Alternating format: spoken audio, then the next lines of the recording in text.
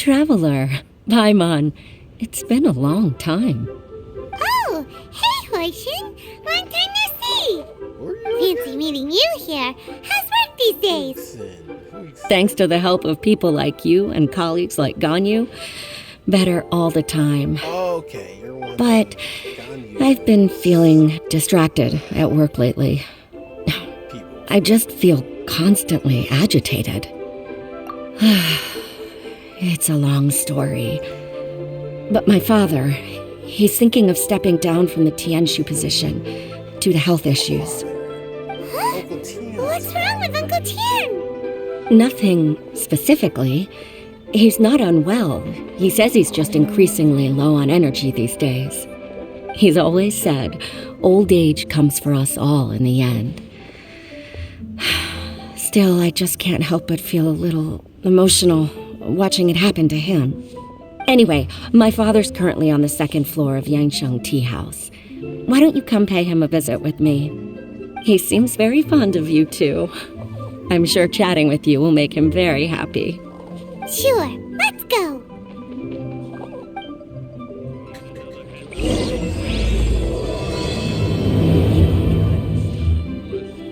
Wait, the Yangsheng Tea House?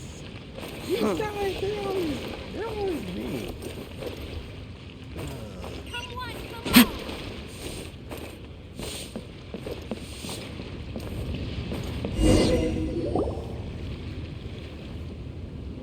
Uncle Tian, we're here to chat with you. Oh? What a lovely surprise. Welcome. Hoishin, why don't you go downstairs and get the shopkeeper to make us a fresh pot of tea?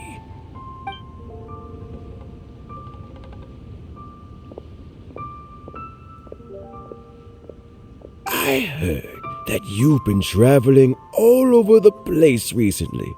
I would very much like to hear your adventure stories. Hoishin told you, didn't she? Don't worry, I'm quite all right. It's just the years gradually catching up with me. As I grow older, I'm starting to find that with many things, though the mind is willing, the flesh is weak.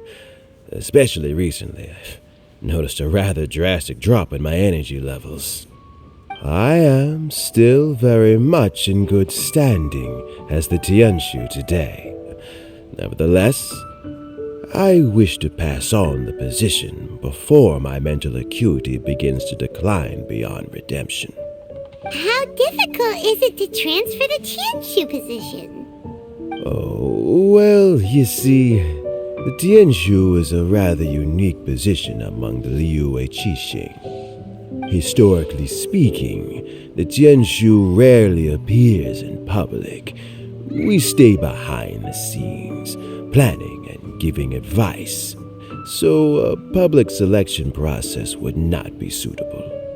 We also want to keep any prospective Tianshu candidates free from influence by outside forces, so we tend to be as discreet as possible in their assessment and appointment. For these reasons, the incumbent Tianshu typically recommends their candidate of choice, and this is then approved by the other Qixing members. So in other words, you pick someone, and then Lady Keqing, Lady Ningguang, and the other Qixing appoint them? Correct. Unfortunately, due to my health, I won't be able to assess every candidate myself. Not to despair, however, because I found someone exceptionally capable to act on my behalf as assessment officer. In fact, I believe you recently became acquainted with her yourself. Oh? Who is it? I'm heartbroken. I thought it might take you a little longer than this to forget all about me. It's Yelan! Jackpot. Uncle Tian here asked me to assess 3 candidates for him. Fancy joining me? You'll be among the first to get to know the next Tianshu. Might be a good opportunity for you. What do you think?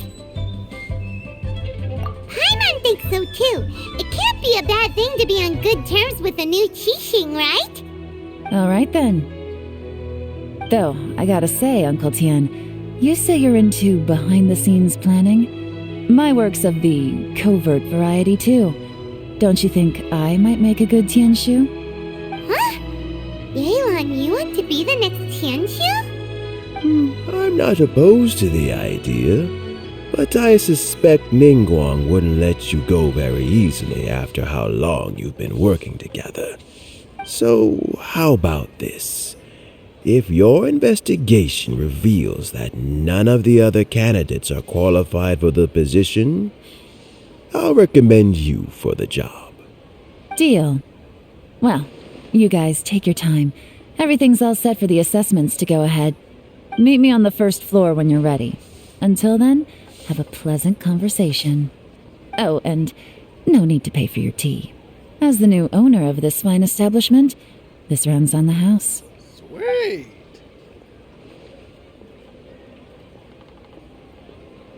You're all set? That's good, because these guys are kind of rude. Uncle Tian seems really worn down. It's like all his energy's gone. Yeah, it may sound harsh, but Uncle Tian is past his prime. He's not cut out for this anymore. So he's recommended 3 candidates. Their names are Qianwei, Mingbo, and Zhi. Qianwei is a wealthy entrepreneur. Mingbo works at the Liyue Ministry of Civil Affairs, and Zhi is focused on study and travel. Try to keep all that in mind. Of course, it doesn't really matter if you forget, since we'll be assessing them at Yuehai Pavilion in a short while. Qianwei, Mingbo, Zhi. Paimon should be able to remember their names, but what does the assessment involve exactly? Let's leave that until we get to Yuehai Pavilion. All right. Heads in the game, people. The stakes don't get much higher than a change in the Qixing. We can't afford to miss anything, no matter how small. Got it. We'll keep our eyes wide open.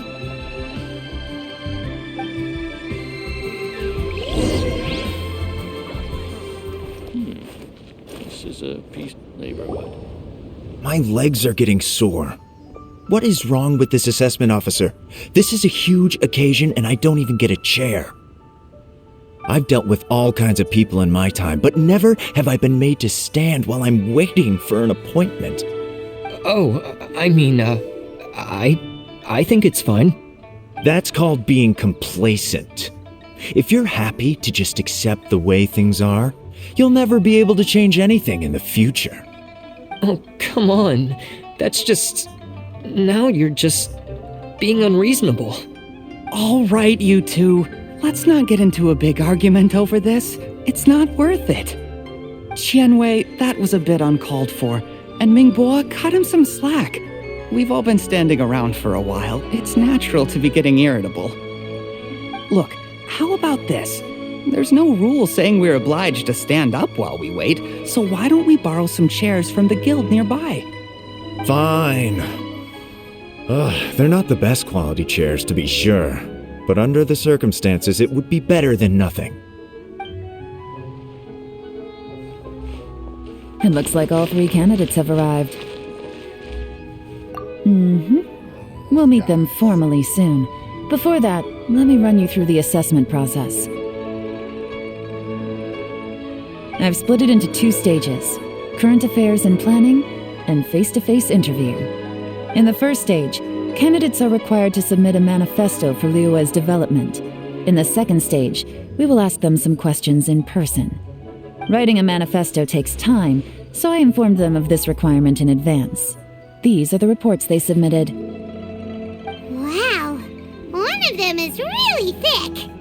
It's also worth mentioning a stipulation I gave them. Whoever is appointed as the new Tianshu will be expected to implement their plan as put forward in their manifesto. Failing the occurrence of some cataclysmic event, they will not be permitted to change their plan. Therefore, these 3 piles of documents in front of us represent where each candidate stands on key policy issues. There's still some time. Have a skim through, get a first impression of what each person's proposing. I'll be waiting off to the side. Just let me know when you're done.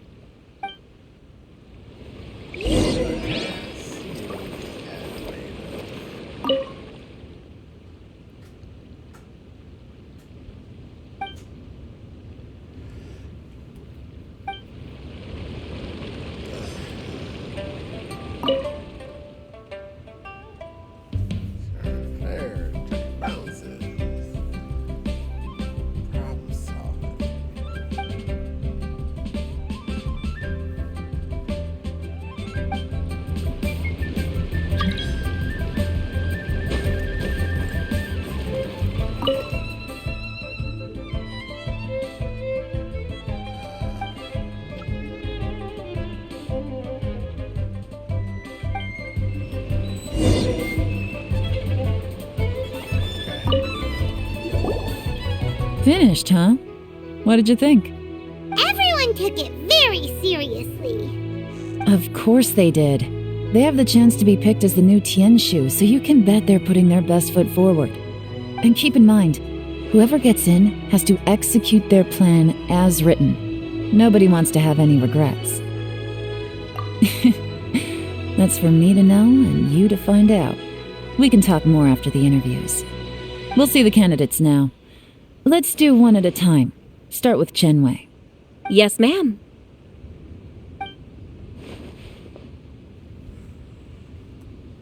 Oh? So you two are the assessment officers, are you? I had assumed that given the great import of this situation, Lady Ningguang would perhaps be assessing us in person. I certainly hadn't imagined I'd be seeing two entirely unfamiliar faces. I trust you've read through my manifesto? I'd be more than happy to clarify any details you found difficult to grasp. It was written with an expert audience in mind, after all. Mind your tone, mister. Relax. It wasn't intended as a personal slight against anyone in particular. I was simply stating a fact.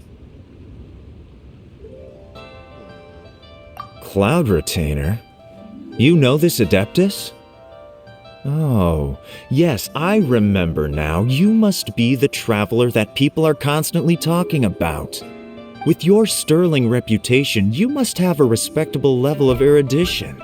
Perhaps you will be able to understand the concepts I have put forward. Yeah, although I shouldn't get my hopes up. I don't like that. Oh, is it my turn?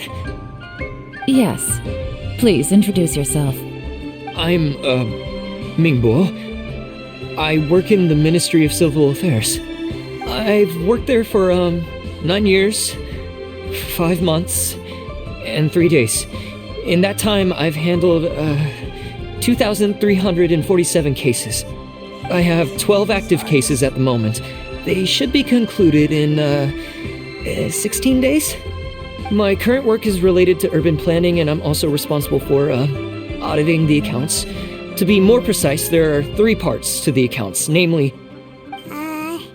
Is it just Paimon, or is he not very good at public speaking? You know what? Let's leave the self-introduction there and move on to some questions. Oh, okay. Sorry.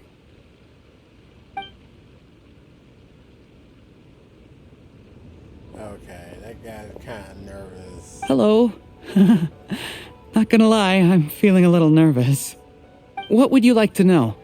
You're here to assess me, so ask away and I'll answer your questions to the best of my ability. Your manifesto is very wide in its scope, but you don't seem to be personally involved in many of the specific fields. How can you be sure that you have the ability to put your plan into action? Very fair question. I completely understand where you're coming from. But I'm confident in my plan. I've visited many different places, talked to lots of people with far more expertise than myself, and my manifesto is the conclusion of these efforts. Of course, 2 different problems can be interconnected in very complicated ways, and you might reach 2 very contradictory conclusions depending on which one you're focusing on. What I've tried to do is strike a balance. In other words, present an optimal solution to all the problems as a whole. How do you plan to determine whether you are right or wrong about your proposed solution being the optimal one? A great question. Well, I'd start by having my colleagues and the secretaries of the Yuehai Pavilion evaluate any proposals before implementation. Post-implementation, it would all come down to the results. If it turned out that my judgment was to blame for poor results, I would take responsibility. Nice answer. All right, next question. He seems like a great guy. Everything he said was thoughtful and logical, and he was just a pleasure to listen to. Yeah, I agree. Here's my take on what we just learned. As you saw, Chenwei is highly knowledgeable. He proposes many excellent ideas in his manifesto which effectively target the big issues. But he is very proud and incredibly stubborn. He doesn't care much about other people's feelings. Mingbo's plan is more thorough and more measured. You can tell he's meticulous in his work, very detail-oriented. But he and Chenwei are otherwise polar opposites. Minghua is not very articulate and comes across as very timid in conversation. Perfect summary! Paimon couldn't agree more! You're good at this, Yelan. Last but not least, Jur-E. His manifesto is full of pertinent details, his methodology is sound, and his proposals cover a broad range of fields, which is quite a rare feat. The depth he goes into in each and every area means it can only be a product of painstaking work. Plus, he is modest and good at dealing with people. But what really interests me is that many of his views happen to coincide with Uncle Tian's. Having someone like Jur-E take the position would certainly put Uncle Tian's mind at rest. Great! We'll see. Let's go back and report to Uncle Tian.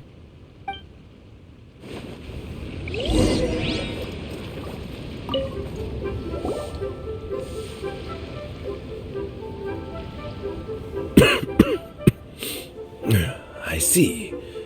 Then it's more or less as I anticipated. All right, then let me ask this. The ideas in Jur-E's manifesto are very similar to your own. Is there any particular reason behind this?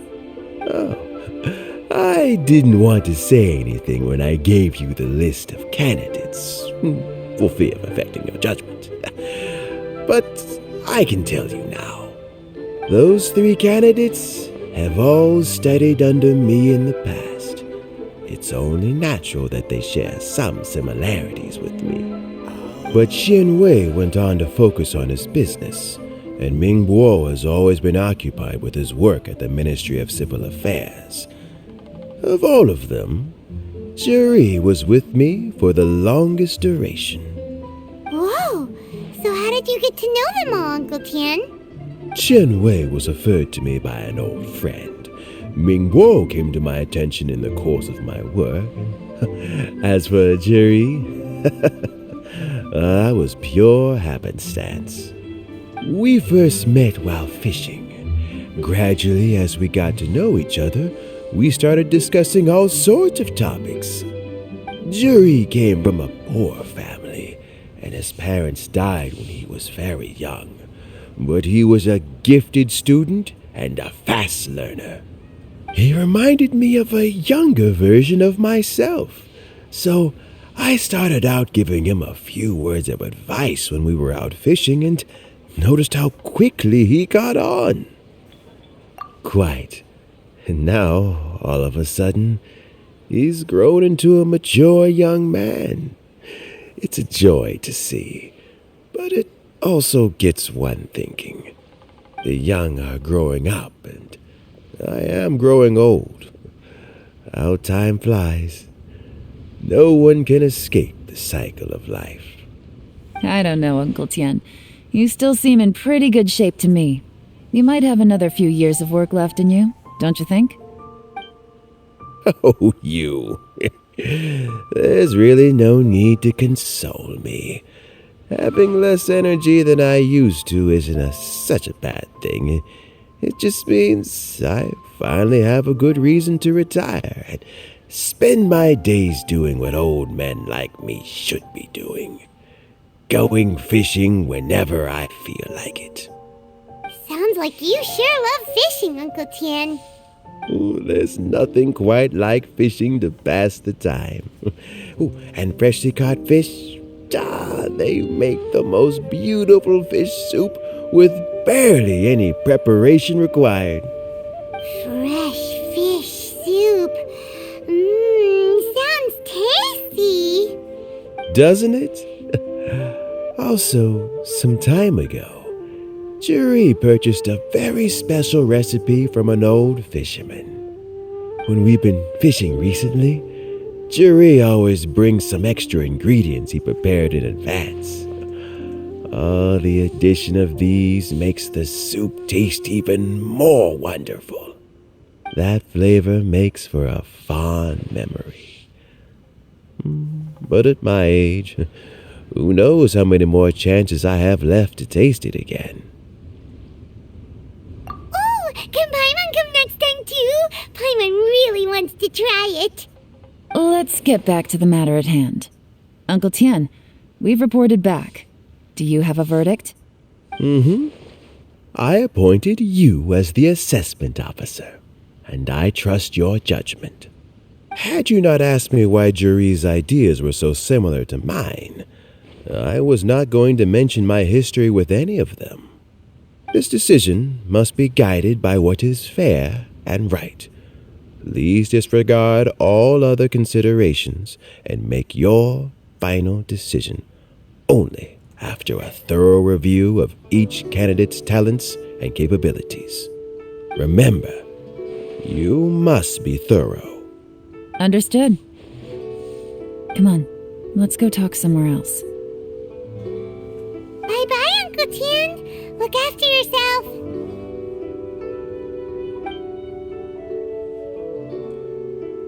So, it's gonna be Jiri, right?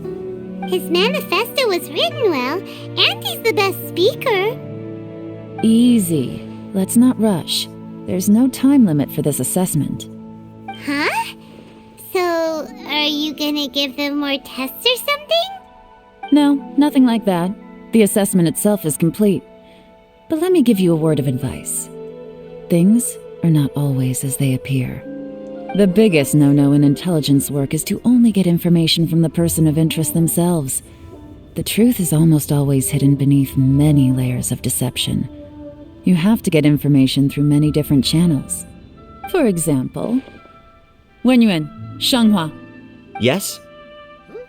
Where did they come from? Lady Yelan, what are your orders? Ugh! Who are they? Where did they come from? Did they scare you? These two are Wenyuan and Shanghua. They work for me. As my trusted assistants, they are always standing guard nearby. They also perform various assignments as required. Shanghua is a business expert who gets his information by trading. Wenyuan relies on word of mouth. And there's also Upei, who's not here right now. That meathead must have been out there on sea surveillance for some time now. Is he all right? I seem to remember that he can't swim. Nothing can take that guy down. Certainly not a little wind and waves. Shanghua, visit all the commerce guilds and look into Qianwei's background. Wenyuan, go to the Ministry of Civil Affairs and look through Mingbo's work files. Yes, ma'am. So what about Jiri? Jiri, well, obviously, as the most promising candidate, we will be investigating him ourselves. Let's go to the docks first. Lots of people passing through there. You can find out all kinds of things. If we're looking for information, why don't we try talking to Bulai, the owner of Wanyu Boutique? He does business at the North Wharf. Maybe he has some news for us. That's actually not a bad idea. Let's go and ask him.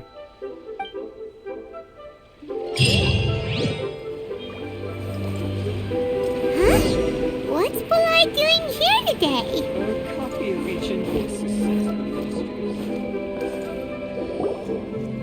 Look, your asking price for this batch is just too high. I can't buy in at this price. How am I supposed to turn a profit? Come on, hear me out. I'm telling you, this is the single best batch of Sunsetias ever. You won't find anyone who disputes that. I accidentally dropped one into a well, and even the water turned sweet. Even so... All right. I'll let you in on a little secret. The boss of Second Life also wants to buy from me, but I haven't responded yet. If you won't take him, I'll just have to partner with them instead, and neither of us wants that. Okay, well, when you put it that way, I'll accept your asking price. I'll take all your stock. Don't sell a single one to Second Life.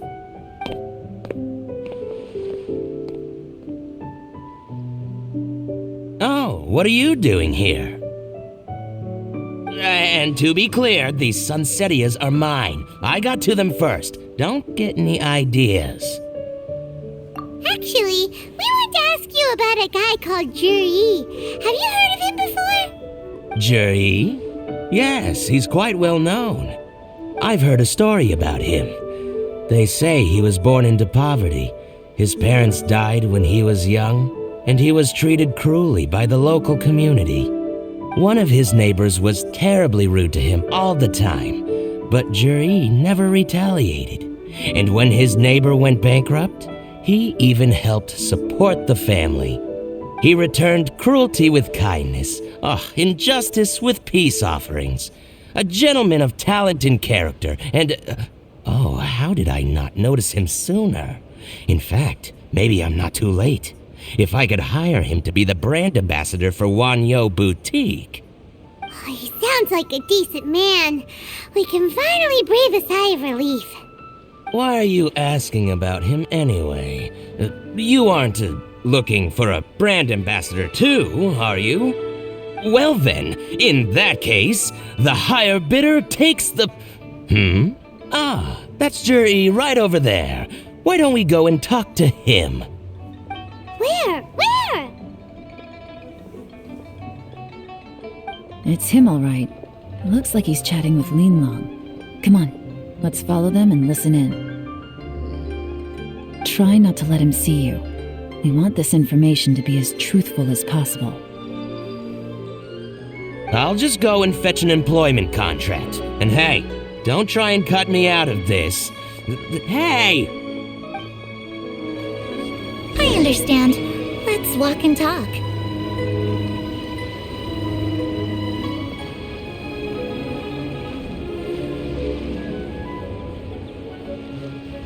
So, you were looking to buy a wineware set? Oh, now I can see that you're a connoisseur, so I won't bother trying to con you. I trust you understand our shop quite well?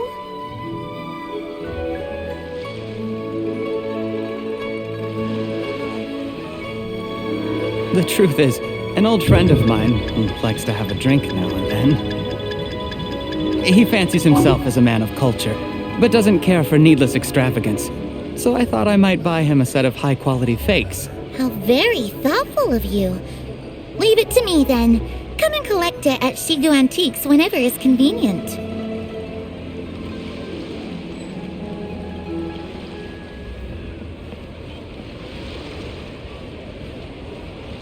Thank you very much, Miss Linlong. It's my pleasure, Mr. Juri.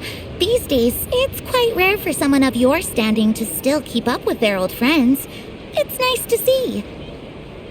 I'll be sure to pick out a good set for you. You can count on me.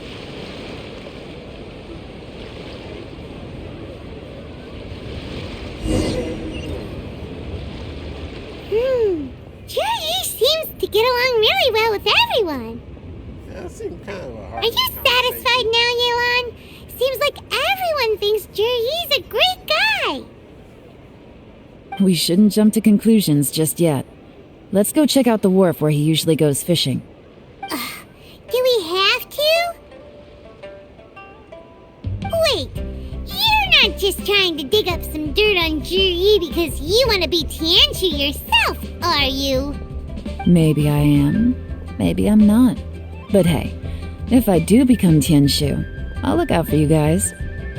You'll be able to try all the finest food for free. How does that sound? We will? Well, come on! Off to the South Wharf we go! So easily persuaded.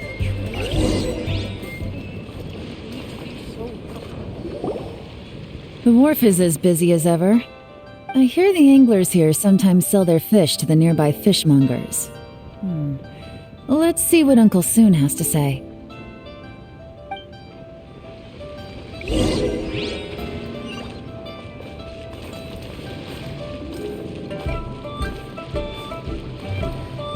Welcome. What would you like to buy today? Sorry to interrupt. We're actually members of the, Liyue Anglers Association, and we just wanted to ask a few questions about someone. We've heard about this young man called Juri, who's supposed to be a fantastic fisherman. Just wondering if you happen to have heard of him? Whoa! Yelan made up a whole fake identity without batting an eyelid! Ah, yes, Juri. He's been making quite a name for himself recently. I've got some friends who travel all over the place, and they tell me everywhere they go they meet someone who's heard of him. Apparently, he had a rather tough time growing up. Had to work several jobs alongside his studies to make ends meet. How does that saying go? What doesn't kill you makes you stronger. Well, if there's anything to that logic, he's sure to be phenomenally successful one day. Yeah, we think so too. But I'm afraid your Anglers Association might be in for a disappointment. Oh? Why's that? He's good at a lot of things, but fishing isn't one of them. He fishes at the wharf and sells what he catches to me on occasion. His catches are always mediocre. Not terrible, but equally nothing to write home about. If you're looking to recruit some new members, though, I do know a few top anglers I could put you in touch with.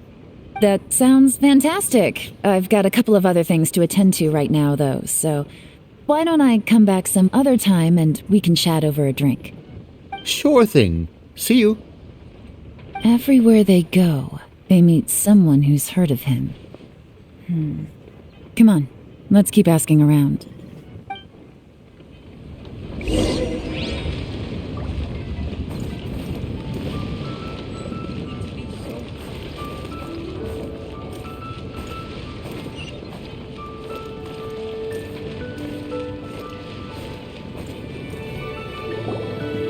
Here to buy some fish? It's 300 for one or 3 for 1,000. You better hurry. When they're gone, they're gone. Hello, we're from the Society for Fish Price Research. We'd just like to ask a few questions. Wow, That price switched sounds identity fishy. again. No pun intended. Society for Fish Price Research? I haven't done anything illegal. Stay out of my business. Please, don't worry. We're just here to conduct a simple survey. We've heard about a certain Jur-E who's been selling fresh fish at low prices in this area recently. Do you know anything about this? So this isn't about me. You should have said something, you know. I know the guy. I can tell you what I know. I haven't heard anything about him selling fresh fish at low prices, but it wouldn't surprise me if it was him. Oh? Why is that? Because he's so poor. His parents died when he was very young, and his alcoholic father still owed a huge amount of debt. No one wanted anything to do with him. He was still a kid when he first came to the wharf. His clothes were ragged, and he had a bandage wrapped around his head. And he managed to survive, thanks to Uncle Tian, who gave him some food. But still to this day, he doesn't have a lot of mora to his name.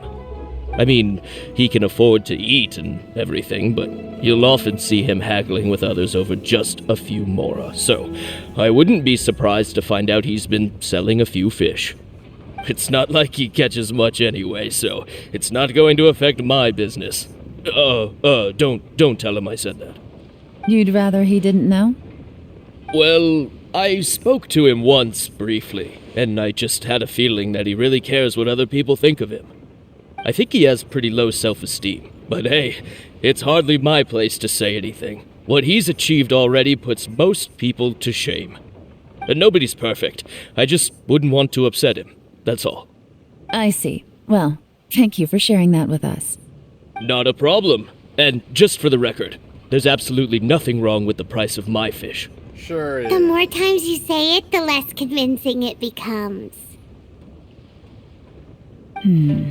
Doesn't have a lot of mora to his name. Okay, let's keep going.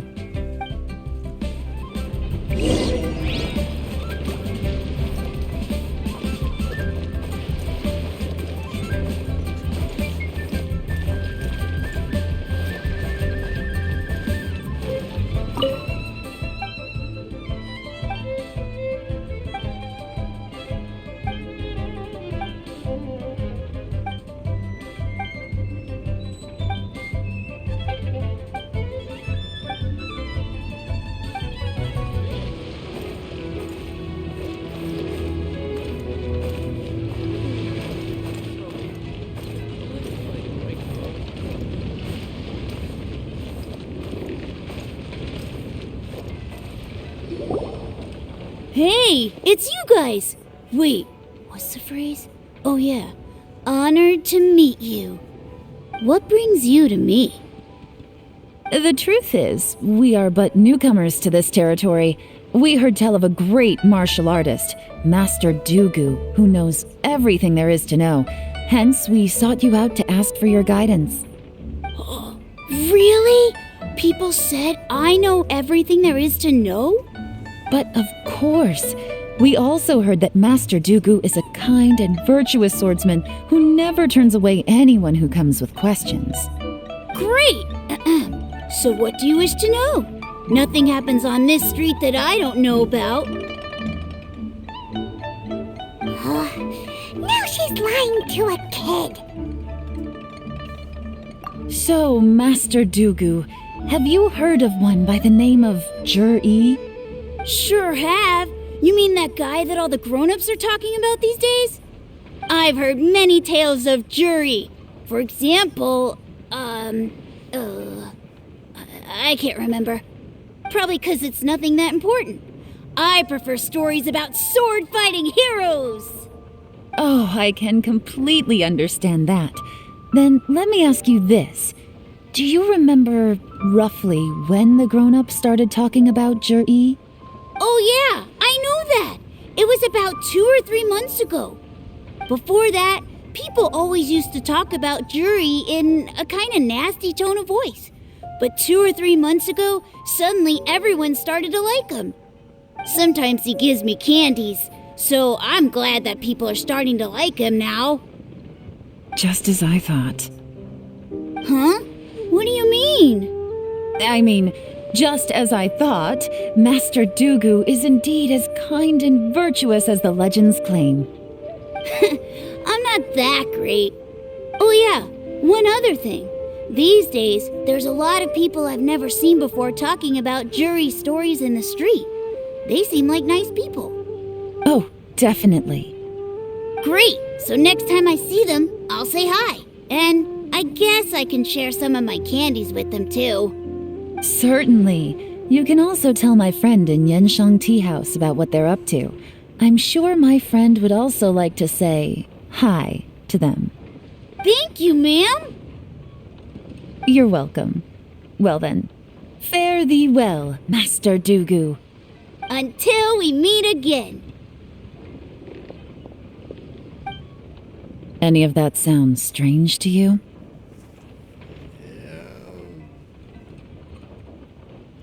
Strange? What was strange about it? Juri seems to have a great reputation. Uncle Soon and Uncle Gao spoke highly of him, and Dooku Shuo seems to like him too. True, but the issue is, where did his sudden celebrity come from? It almost seems too good to be true. Sudden? Too good to be true? What do you mean? So he returns cruelty with kindness and had to work to support his studies. These are the kinds of things that make someone well known in their hometown. But Uncle Soon said even his friends who travel far and wide hear about him wherever they go. That's a little over the top, if you ask me. Do you remember what Dooku Shuo said about Jur-E's stories? Clearly they left him with a good impression of the guy. But beyond that, he wasn't interested in the details. That's the reaction I would expect from any normal person. Plus, there's the fact that all this praise of Jur-E has only been happening within the last 2 or 3 months. His childhood, his studies, the thing with his neighbor, none of these are recent events. So why are these stories only going around now? When you put it like that, it is kinda strange. Of course, if that's all there was to it, I wouldn't look into it any further. Jur-E was born into a poor family.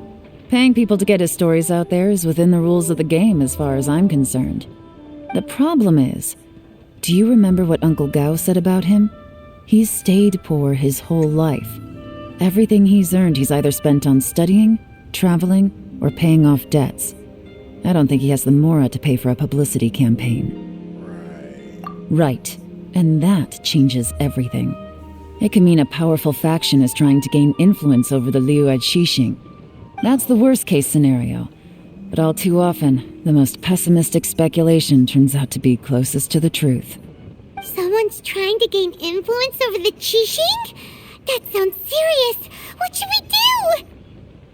Even if we asked Juri about it, surely there's no way he'd admit it. First, we need to find out who's supporting him. Don't worry, I've got a plan. Remember the current affairs and planning stage of the assessment? Since the successful candidate is duty-bound to implement their plan after taking office, their manifesto tells us their stance on key issues. Whoever is secretly helping Jur-E must be seeking to benefit from his actions after his appointment. So, we should be able to find some hints in Jur-E's manifesto on who we're dealing with. Come on, let's get back to Yenshang Tea House.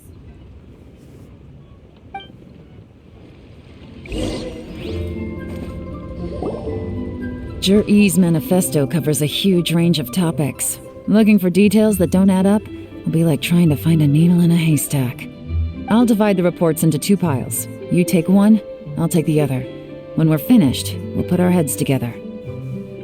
Officially, the assessment is already over, and I'll be expected to announce the results before long. So we have to get to the bottom of this as quickly as we can. Yikes! We better hurry! Whatever else Uncle Tian might think of Jur-E, the fact remains that he's one of his favorite students. Any evidence he's left is not going to be immediately obvious. We'll have to look carefully and think critically.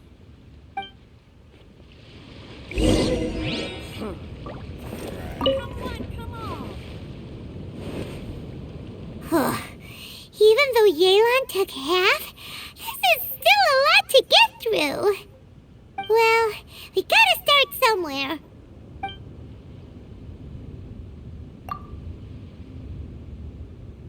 Sea storms become stronger in recent years.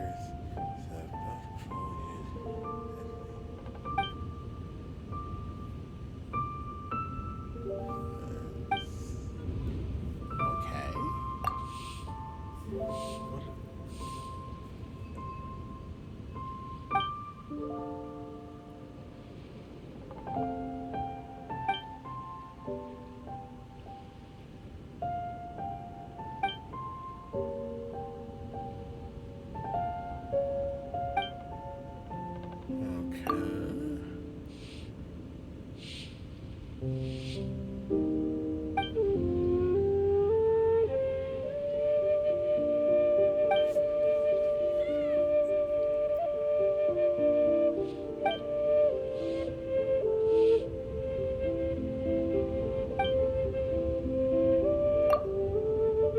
Oh, this reading is giving Paimon a headache.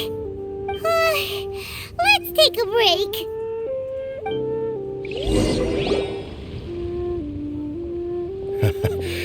Looks like I'm the first one back, as usual. Oh, hey! It's one of Yelan's little helpers, Shanghua! If you're back, that means you finished investigating Tianwei, right? You betcha. I visited all the commerce guilds and gathered a wealth of information. Every time they asked me to leave, but I always had another trick up my sleeve. Don't drag this out. Just tell us your findings. Yes, Lady Yelan. To summarize my findings, most people who've had interactions with Tianwei will start out complaining about how proud and arrogant he is, but then go on to give a generally positive appraisal of him.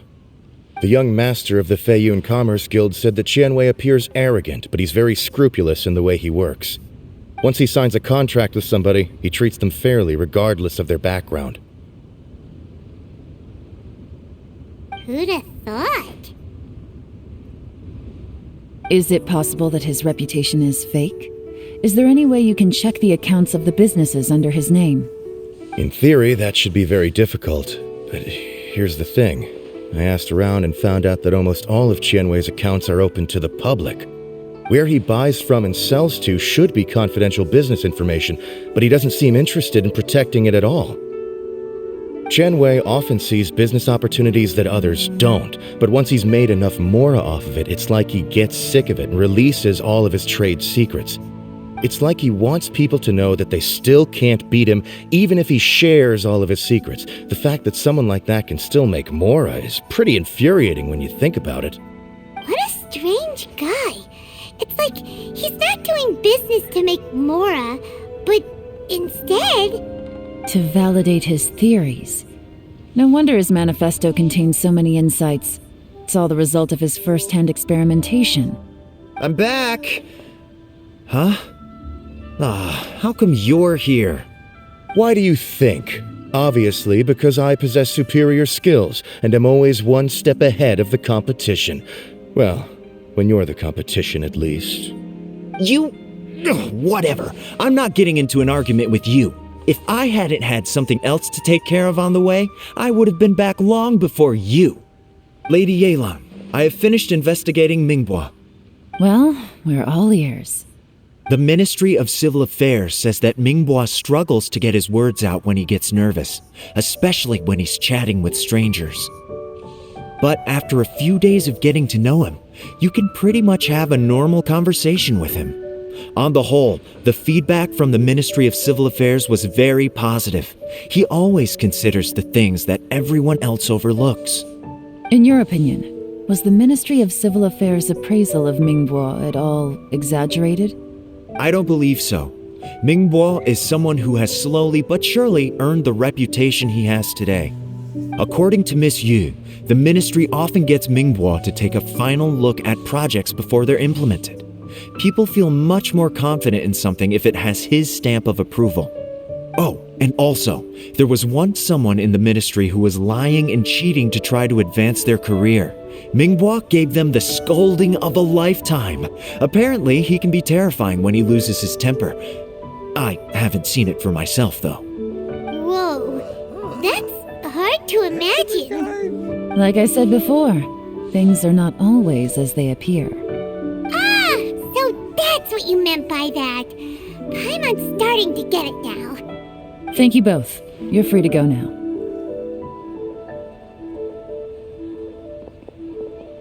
So, have you finished reading the manifesto?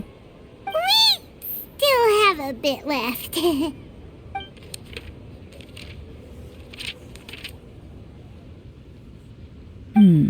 I can't see any immediate problems looking at the individual entries. The only one that strikes me as a little unusual is the Tianshu Pool redevelopment plan. Tianshu Pool has always been home to many secrets. Plus, Ajdaha once wrought havoc there, so there are even more secrets buried deep underground. At some point, a rumor began to go around that there is great treasure buried beneath Tianshu Pool. A long time ago, with the approval of the Qixing, a mining team conducted an exploratory excavation there. So, did they find any treasure? None. The ruin was completely impenetrable. The only way they could have gotten through the solid rock would have been by blowing it open with a special kind of explosive. The technology wasn't mature enough at that time, so the excavation project was shut down and the treasure became a mere legend. Zhi-Yi's manifesto focuses on solving problems, and this treasure hunt seems extremely risky. It seems out of step with the rest of his plans. Still, this one fact alone doesn't tell us much. Everyone wants to get their hands on this treasure. The treasure hoarders, the Fatui, even local Liyue factions. Did you find anything? Excavation? Project? Treasure? Did we read anything similar in our half of the manifesto?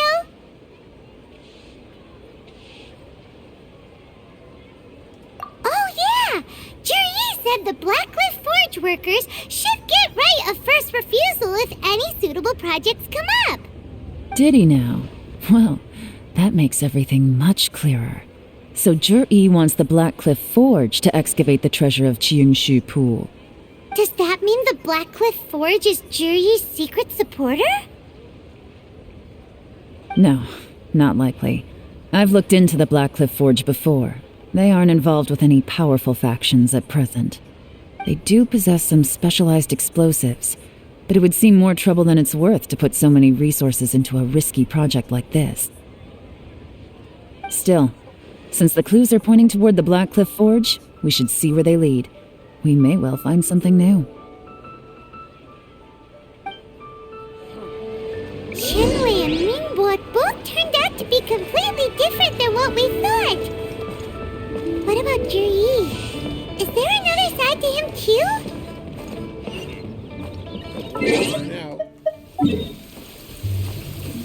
This is the Blackcliff Forge.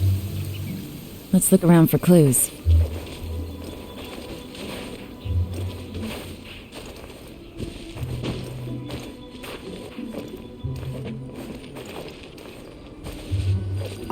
clear weather all.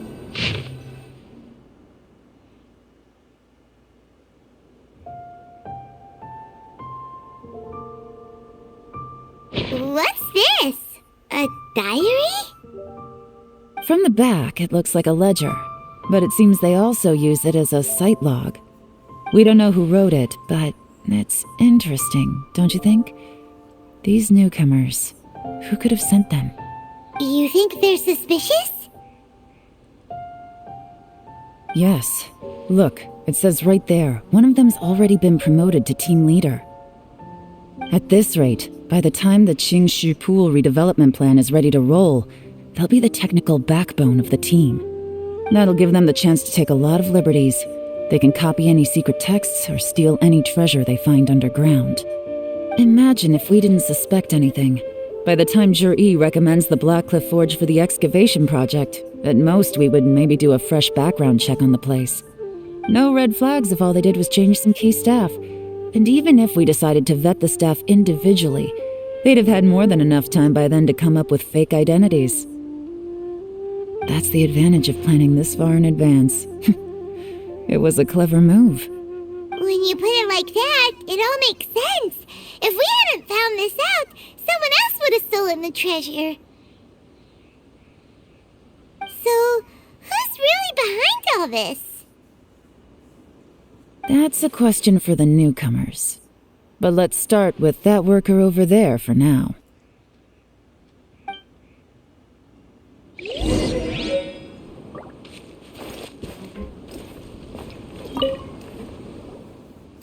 Excuse us.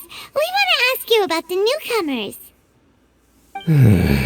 You want them to teach you or something? I gotta say, these newcomers are in tip-top shape. Fast learners, too. They're picking up all the skills unbelievably fast. My only complaint is that they're always going out drinking at night, but they never let us join them. I guess they just need some time to adjust. I'm sure we'll get to know each other over time.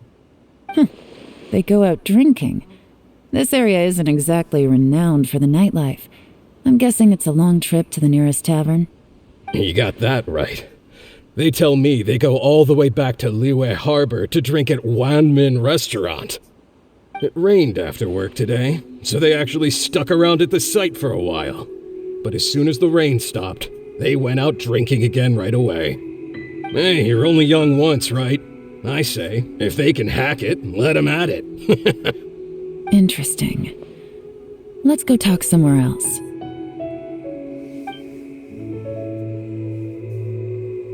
Looks like our hunch was on the Mora. These newcomers are very suspicious. Drinking in Liyue Harbor, huh? Some cover story. I'll wager they've been going to intelligence updates. Good thing it rained today. It means they'll leave footprints. I doubt they'd give themselves away that easily, but let's follow them and try our luck.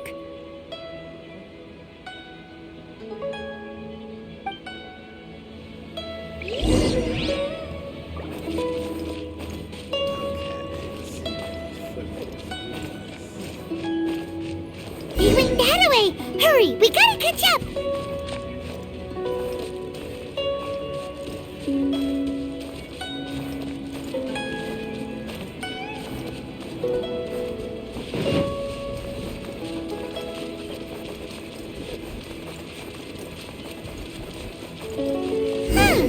These footprints are heading towards Liyue Harbor. Maybe we were wrong about them.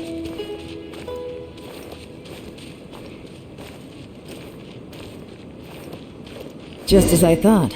They didn't go to Liyue Harbor. They went that way.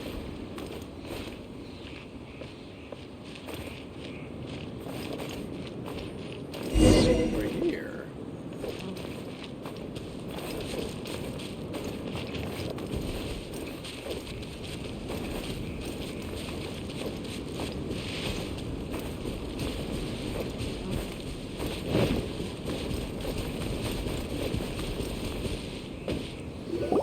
The footprints stop here. But, judging from the direction, I'm guessing their destination was that abandoned house.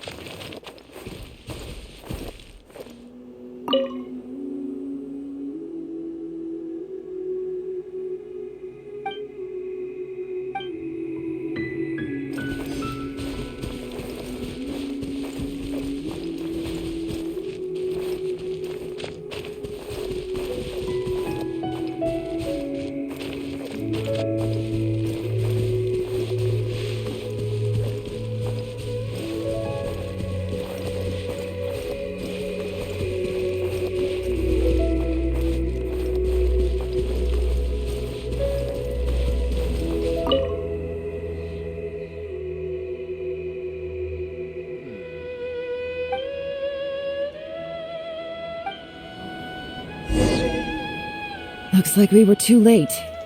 This has gotta be where the newcomers rendezvous with whoever they're working for. But all the evidence has been destroyed. Look at these ashes. Someone was burning documents not long before we arrived. Could there be anything left? Maybe the wind could have blown the fire out before everything was finished burning. The odds of that are very slim. It's practically impossible. I've checked. All the paper's been burned. There's only ash left now. Why don't we wait for them back at the Black Cliff Forge? They've got to go back there sooner or later. We can't count on that. Clearly they were based here at one point, but it's mysteriously abandoned now. To me, that says that whoever's behind this has moved them somewhere else to throw our investigation off course. Darn! Guess this is where our trail runs cold. Make no mistake, the purpose of our trip wasn't to find any solid evidence. We just need to figure out who's behind Jur-E. I smelled something peculiar the moment I came in. Those newcomers probably thought they'd be safe as long as they burned the letters. But what they failed to consider is that paper and ink from different regions produce different odors when they're burned. Really? Paimon can't smell anything. Do you smell anything? There is a certain place with a freezing cold climate where there's nothing but ice as far as the eye can see. Some wealthy people there put floral fragrance in their ink as a way of injecting a little romance into their writing. When that fragrant ink is burned, this is the exact odor that it leaves behind. Exactly. The evidence will soon be blown away by the wind, so it's nothing we can arrest anyone with. But it's all I need. Now I know who we're dealing with. I can plan our next move. Lady Yelan! Oh, thank goodness I finally found you.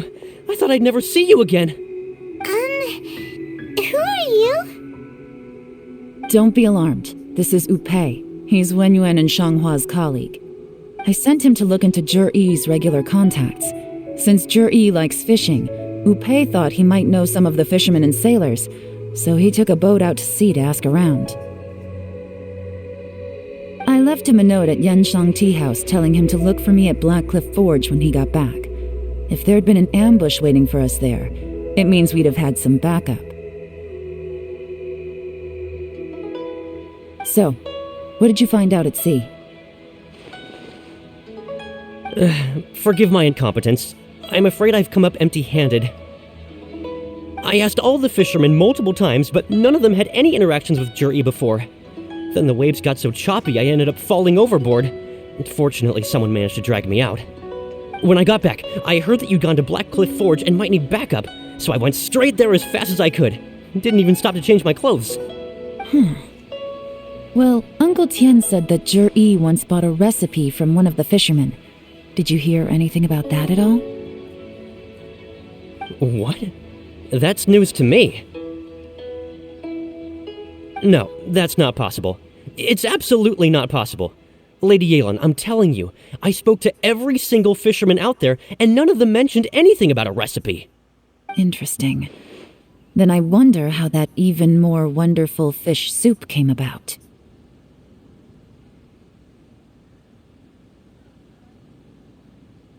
Fish soup? What fish soup? Nothing. Our priority right now is to find a way to get our hands on some solid evidence. Well, any suggestions? Not a bad idea. Upei, what do you think? Honestly, I've already tried following Jur-E, but the guy's too cautious. Never meets with anyone suspicious.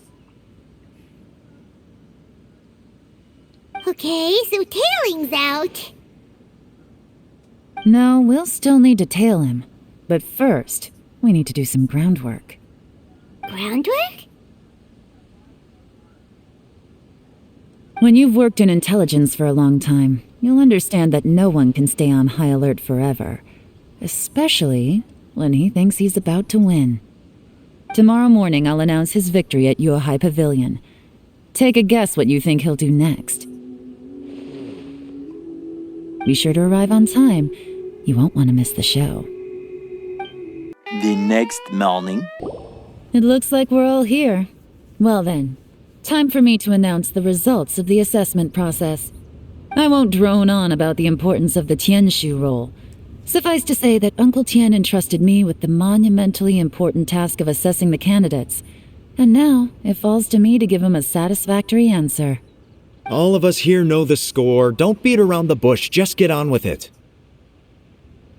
Qianwei has many pioneering ideas, but some of his plans are lacking in detail, and he easily gets into testy exchanges with other people. Mingbo is reliable, but not quite ambitious enough, and because of his personality, he struggles to win people over. In contrast, Zhi is evenly balanced across the board and enjoys an excellent reputation in Liyue. After much consideration, I have decided to recommend Zhi to the Liyue Qixing. What? Congratulations. Thank you. Honestly, I'm a little surprised to hear my name being announced. In my estimation, all three of us are worthy candidates for the Tianshu position. As your competitor, I've become keenly aware of your great talents. Would either of you entertain the possibility of working with me in the future and taking on some of my workload? I'll have to see. I'm in a bad mood. This is the last thing I want to be thinking about right now. I don't mind, as long as I can help. Okay, well, that's all from me. Zhi, you'll have some preparation to do. It won't be long before you're informed of your official appointment. I hope you will work hard and make Uncle Tian proud. I will live up to the Tianshu name. On this, you have my word. I should go. I need to pack my things, and then I think a celebratory meal is in order. Would anyone like to join me? Count me out.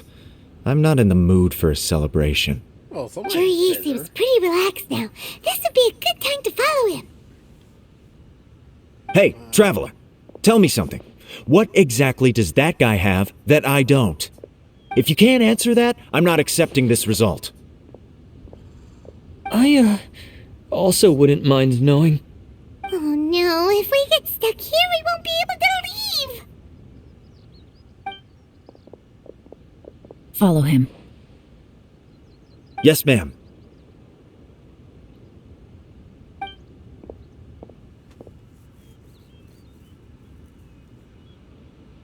We finally got rid of them.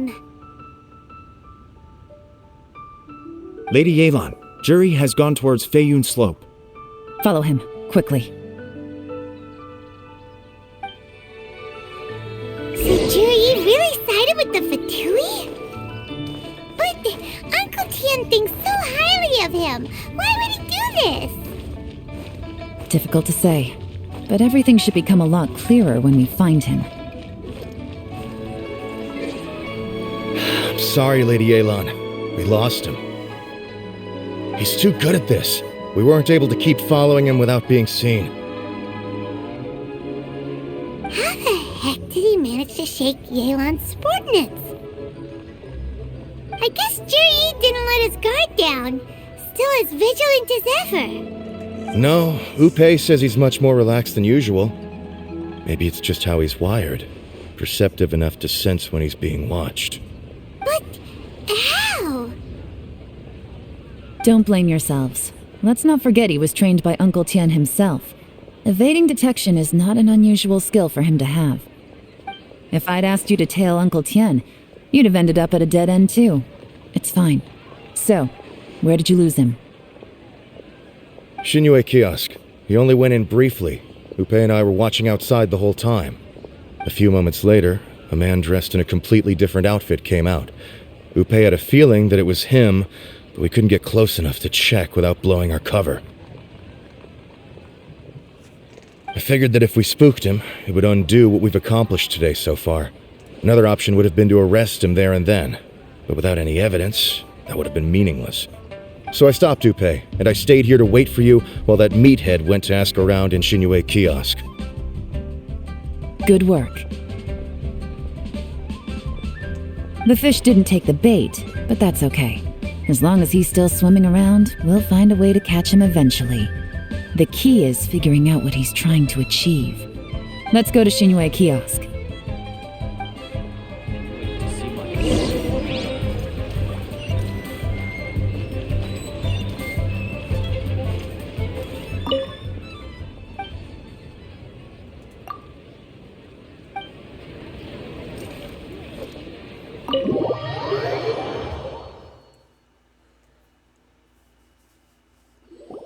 Could you explain to me how that works? A guy like him comes in, changes his whole outfit right under your nose, and you don't even ask him about it? Our customers are free to dress however they please. What grounds would I have to question him? Okay, fair enough, but didn't you think it was just a little bit strange? Well, maybe I did, but it still doesn't give me the right to stop him. Enough. Let's tone this down a little. I'll make this quick. Just one question. What did he buy while he was here? Oh, he didn't buy anything. He just picked up a bottle of liquor that he ordered ages ago. A bottle of liquor? Yes, a very strong kind. Fiery, with a rich flavor. Not something the average customer would order. This gentleman ordered it in person from us a long time ago. He was only here today to pick it up. Liquor and wineware. I see. Let's go. Where to?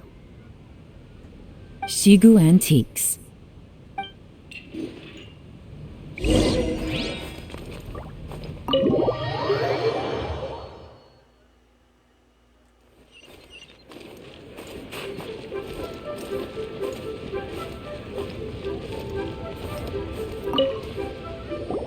Hey, Miss Linlong. Sorry to bother you.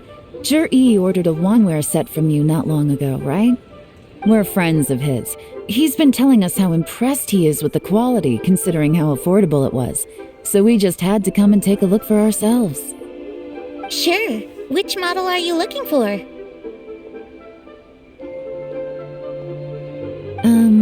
We don't really know a whole lot about wineware. Let's just go with Zhi's choice. Would you be able to show us the one he bought? Zhi picked up his set not long ago. As a quality imitation of an antique wineware set, it has the look and feel of a luxury item. Just so you're aware, we don't have many of this model left in stock, and now that Mr. Zhi has taken one, I'm afraid it may encourage the price to go up a little. Don't worry, price shouldn't be an issue. I'm sure we can work something out. But I'm just a little hazy on one thing. Did Zhi's wineware set include wine glasses, or...? For this set, the wine glasses are sold separately. Minimum purchase is 1 glass, maximum is 4. Mr. Zhi bought 2. Okay. Thanks, Linlong. Seems there's a little more to buying wineware than I first thought. We'll have to mull it over. Well, don't take too long. We could sell out any day now. All right, see you next time.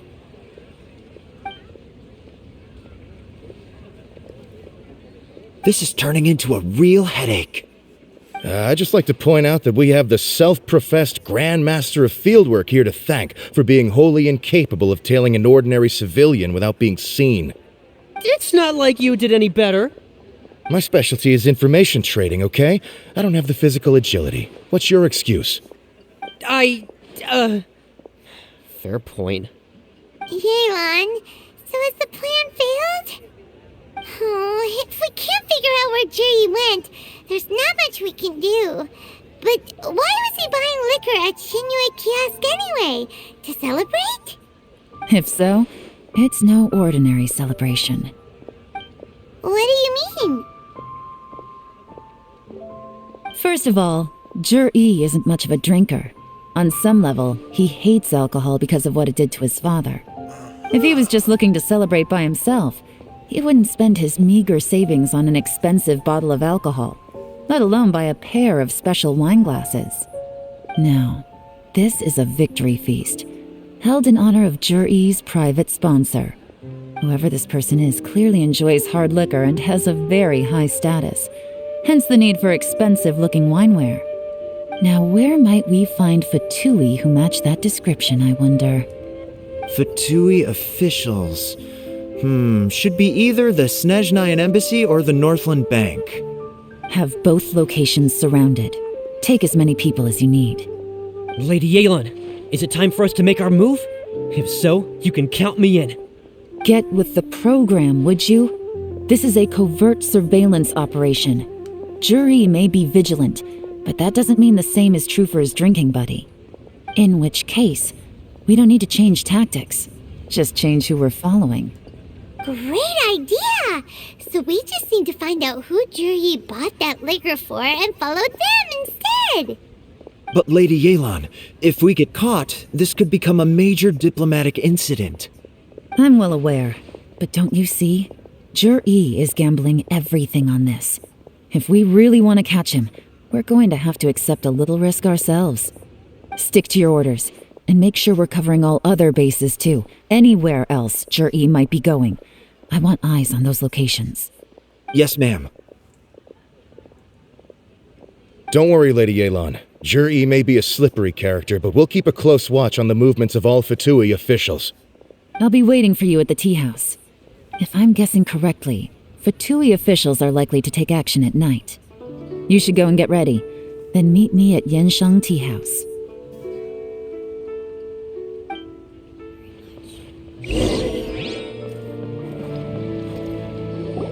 Perfect timing.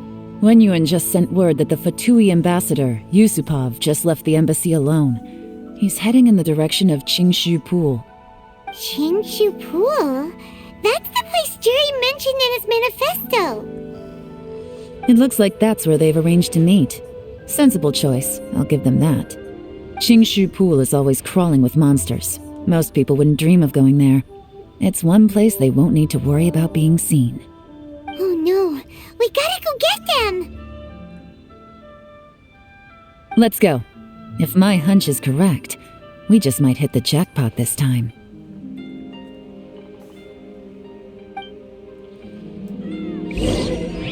Follow the wind. This is Qingshu Pool, full of ruins, crawling with monsters. Anyone with any sense steers well clear of this place. I've looked into the place before. There's a worker's entrance somewhere around here. Follow me.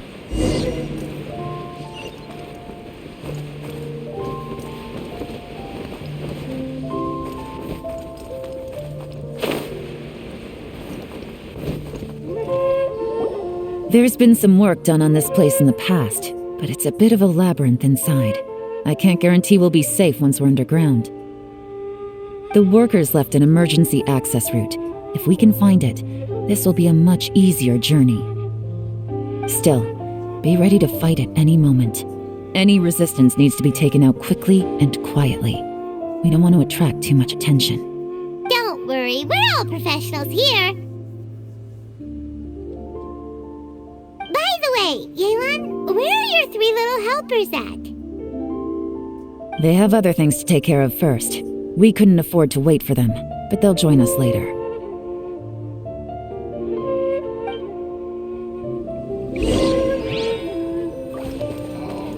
Here we go.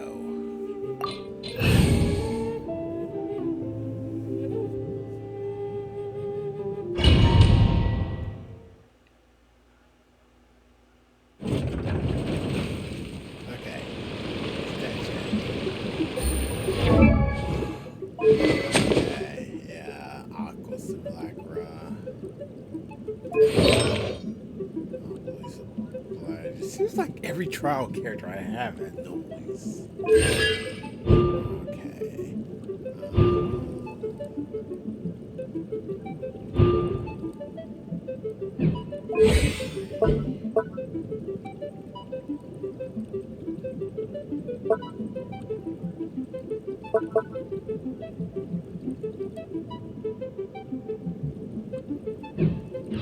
Okay. Okay.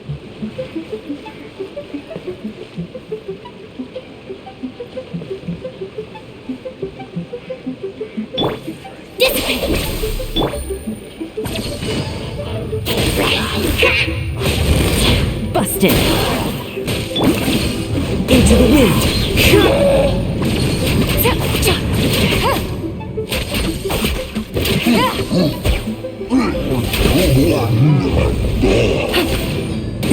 Really?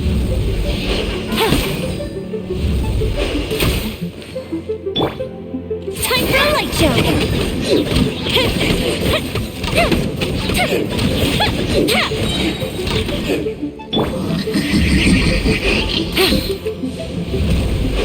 As I expected.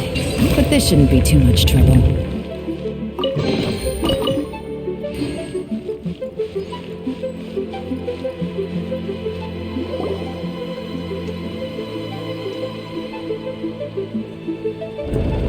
You guys see that? That's gotta be the Fatui ambassador here to meet Ji. Looks like he went through that door. That must be the emergency access route, right? Come on, let's hurry.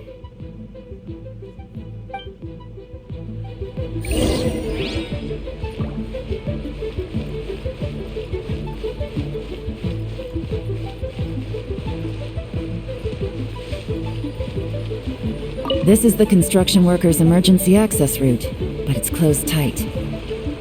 Trying to break through would be risky. Let's see if we can find another way.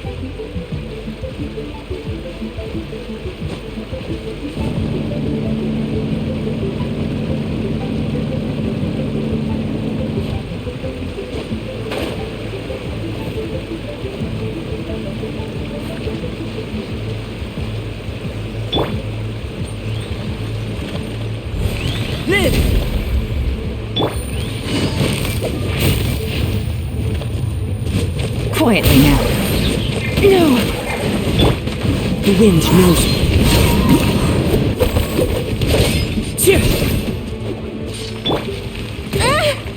The fuse is lit!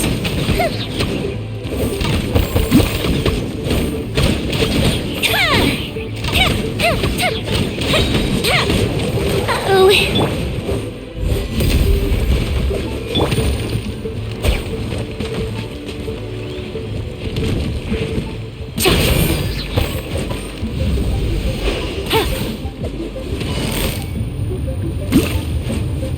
Busted!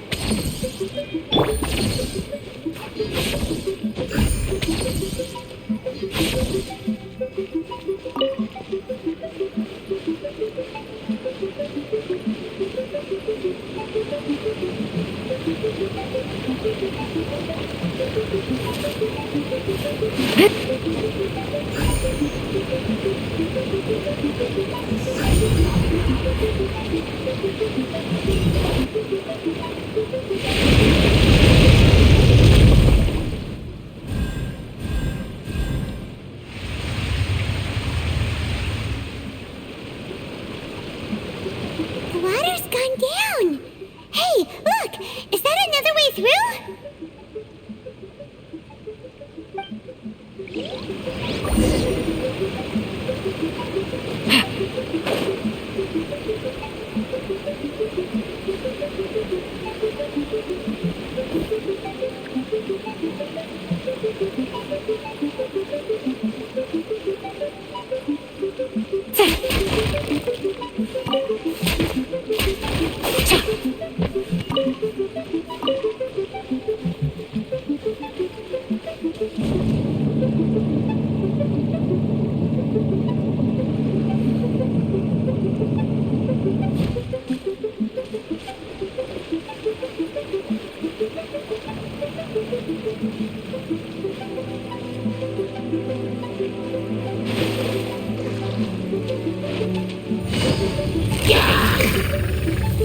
Gotcha!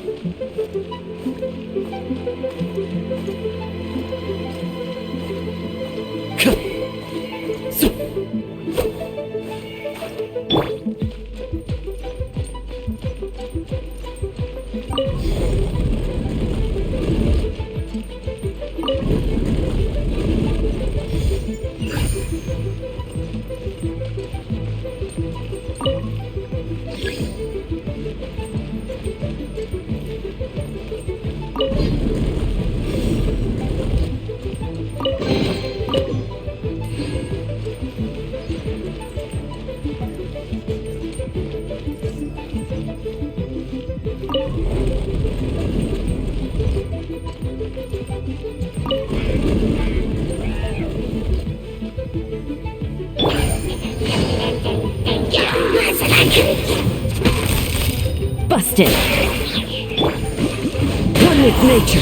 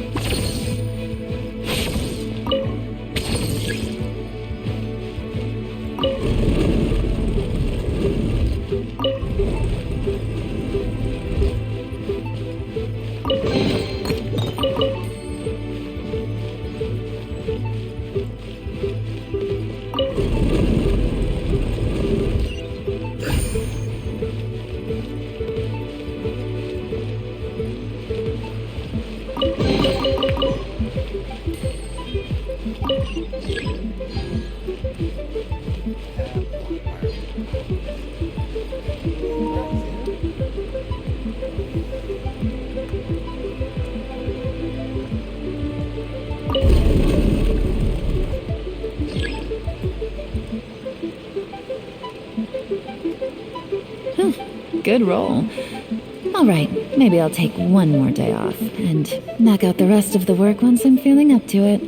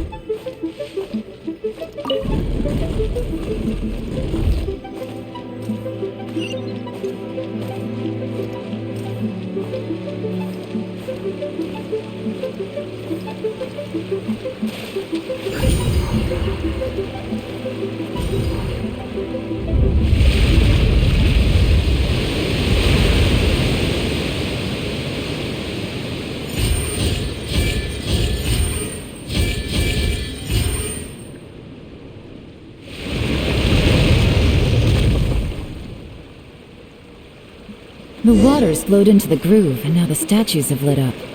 Okay, now we should be able to move the statues.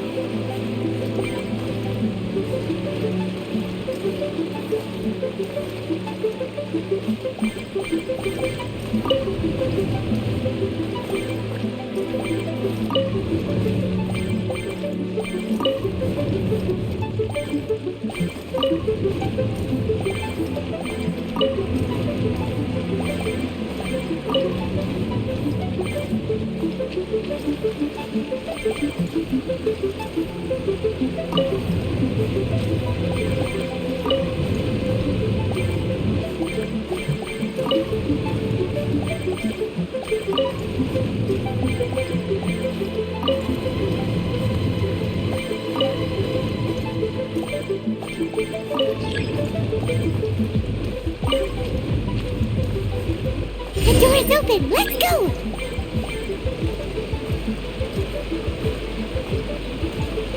We should be nearly at the bottom now. Let's wrap this up.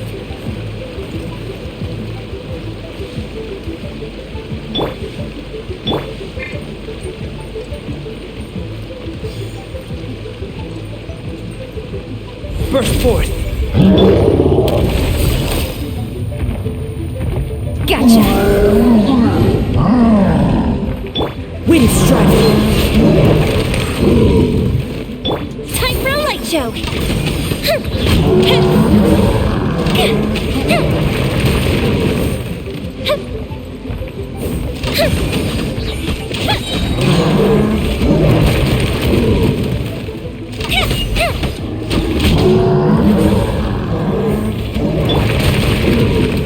This! Fuse is lit!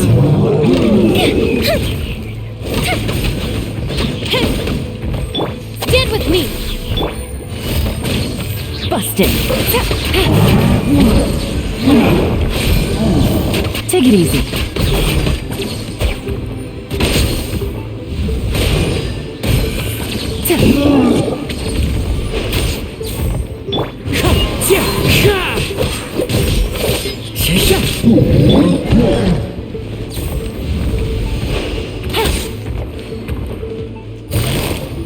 Gotcha.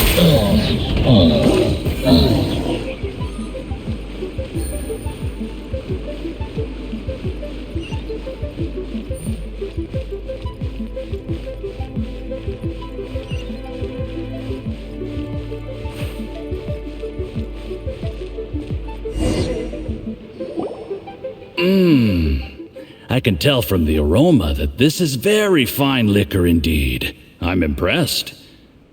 Come on, bottoms up. After you, of course.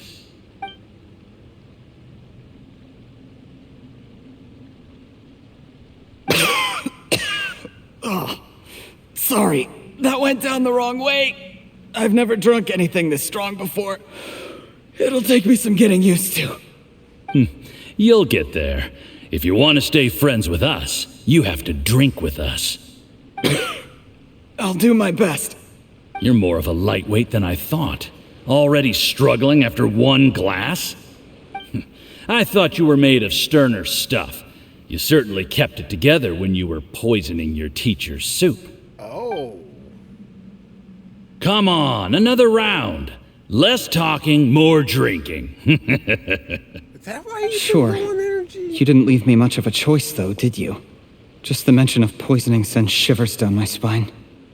I'm more timid than you realize. Every time I poisoned him, I had to hide away at home for a few days because I was so scared of getting caught. Look, I know it has not been easy for you, my friend. We appreciate all your hard work. But I have to say, you really are quite a genius at poisoning people. I mean, the poison we brought from Snezhnaya is as strong as this wine, but you found a way to turn it into an imperceptible, slow-acting poison and came up with the idea of delivering it through fish soup. What was it you said? Oh, yeah.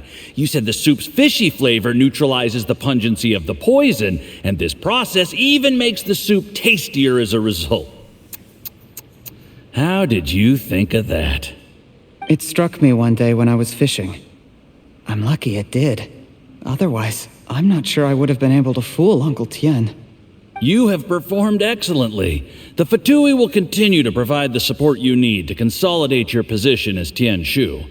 Of course, this is as long as you continue to do as we instruct. Aside from Qingshu Pool, we also have some other requests for you, which we will inform you of in due course. Don't worry. Whatever tasks you have for me, I will perform them diligently. Did you hear that? It was poison! That's why Uncle Tian hasn't been feeling well recently. It's all Jurye's doing. What a nasty guy! Seize him! Hold on. Did you bring a camera? If not, you can use mine. This is quite a scene. We have to capture it for posterity.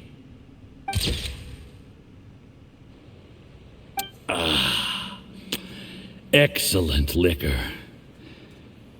We've seen no progress on the diplomatic front, and everyone has been eyeing up the treasure of Qingshu Pool. It's been a real headache for me. But soon, everything will be taken care of, and I can report back on a successful mission. Thank you, Juri. I remember when I first saw you. I knew right away that you would make a good partner for us. Hey, do you still remember what I said to you? How could I forget?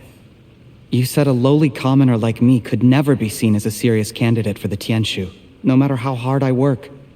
The only way is for you to shine bright in the Tianshu's darkest moment. I think you were absolutely right. Yes. Under normal circumstances, the gap between you and other people could only ever grow wider over time. Just look at your two competitors. Qianwei had wealth. Mingbo had reputation. But you had nothing.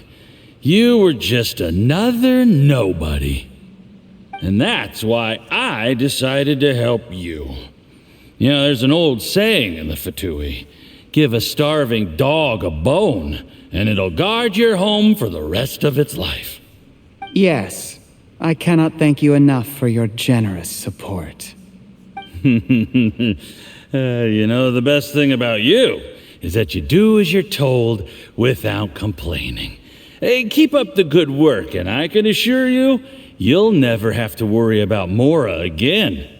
Heck, when you're not in the company of the Fatui, you'll be able to throw your weight around as much as you want. How about that? Uncle Gao said that Jur-E has low self-esteem. Seems he was right. He was worried that whatever advantage he might have now will diminish over time, so the Fatui persuaded him that he should act while he can. Do you have any more film in the camera? Then get ready to use it. Tonight's grand finale should be coming up any minute now. How well this goes for us depends on how Jur-E plays his hand. Ooh, is there any more alcohol? Go on. Fill me up. I'm in a good mood today, and I'm gonna drink my fill. Make sure to get me home safely afterward. There's only a little left. Here, I'll fill your glass. If you like it, I can bring you some more next time. Whoa, this is the good stuff. It is great. Huh? What the?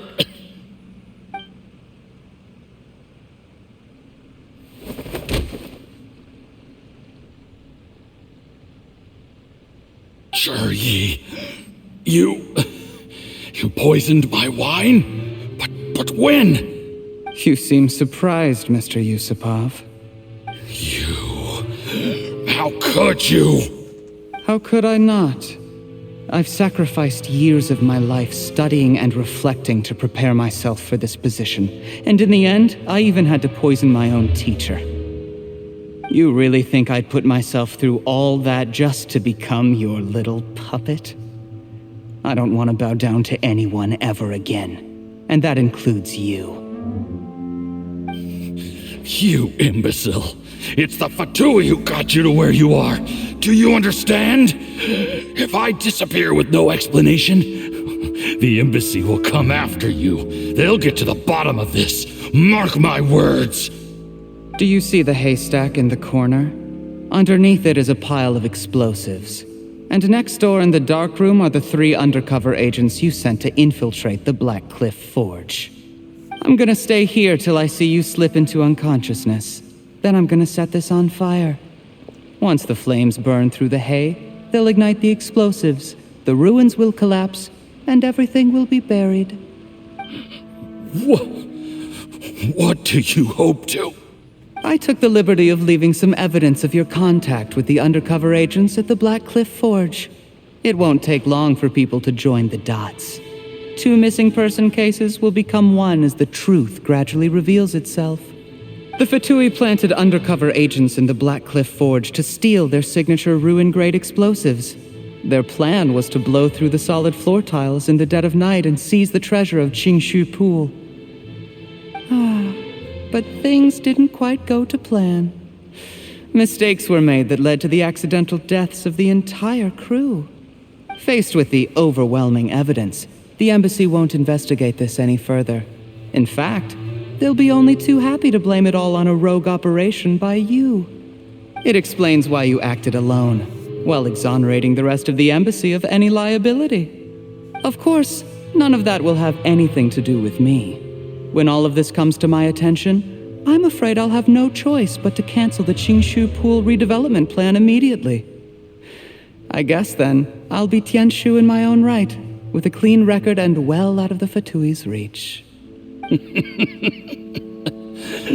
dude's playing 4D. Yuri, do you really think you're gonna get away with this?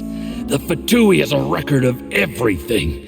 That includes the poison, all interactions between us, even my trip here tonight.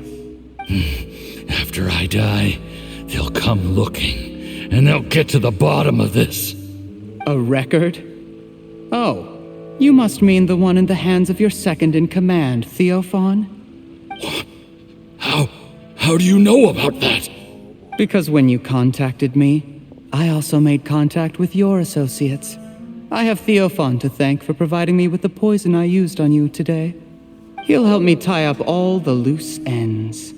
After all, your untimely demise comes with a few perks for him. He has been eyeing your position for a long time now.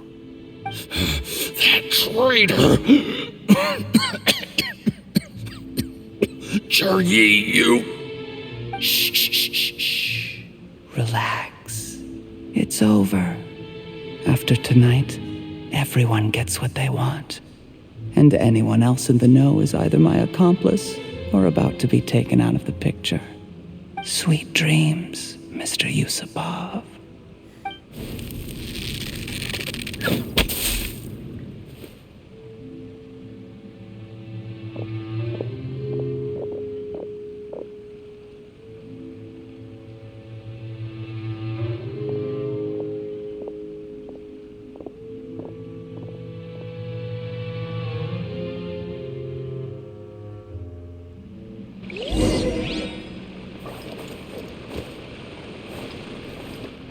I did a little surveying on the way here and found that you'd left yourself 3 escape routes in case things went south. I have them all surrounded. If you're thinking of trying anything, save yourself the effort. The game's up. We were here the whole time and have pictures of everything. They came out pretty nicely. Want to see them? The game's up? Forgive me, I'm not quite sure what you're referring to, Miss Yelan. I happened to discover a Fatui operation here, so I approached them on the pretext of joining forces and eventually brought them down from within. If it pleases you, Miss Yelan, I'd be only too happy to have you join me in investigating this matter. This is how you want to play it, huh? Fine. You do you. All we need to do to convict you is establish that the poison in his system is the same as in Uncle Tian's. Nothing else you wanted to add? Let's leave it there then. Time to go. One wrong move and it all comes crashing down. I should have been more careful. Got that You right. followed him here, didn't you? I was so focused on keeping myself out of sight, I forgot he was a potential liability. Let's talk about this, Yelan. I gave you my word that I would live up to the Tianshu name, and that much I can still guarantee. Your point being? When I take office, I can guarantee that I will act in your best interests. In fact, all of you here tonight can expect very generous treatment in the future. I don't deny that I used underhanded methods to get here. But given my lowly origins, what other choice did I have? You still don't get it, do you? Even now. What do you think? Exactly.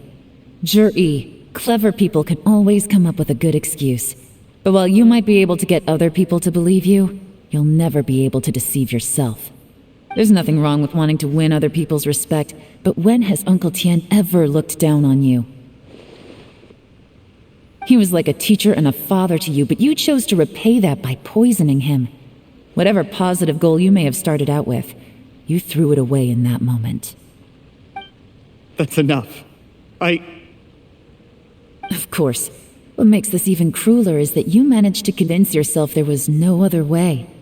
Uncle Tian was always going to give you this opportunity, even if you'd done nothing at all.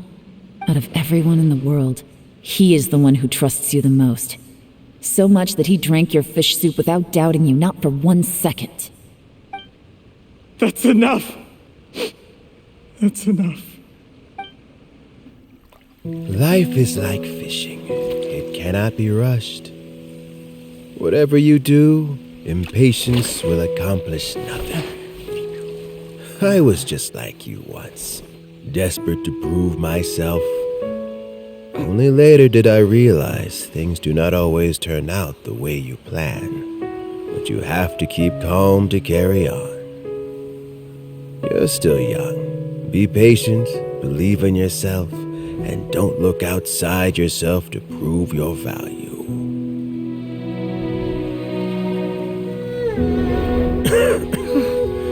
Where's Jury these days? It's been a long time since he last paid me a visit. Maybe he's just busy. Well, next time, if he doesn't bring a pot of piping hot fish soup, don't let him in.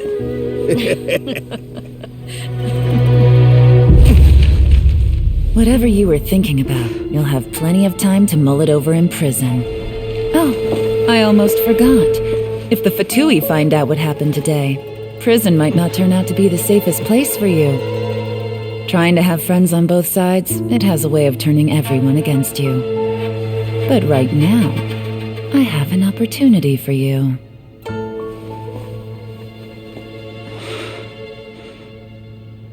Huh?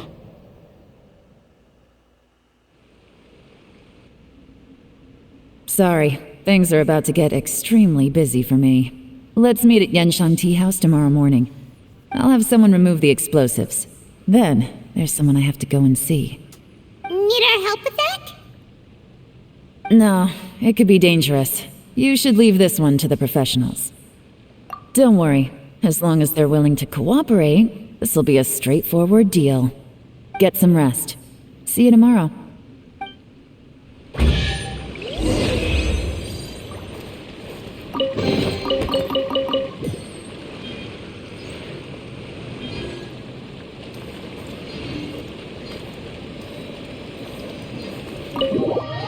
(7:59 a.m.) There is now no poison left in his system, but recovery from the damage already done will not happen overnight.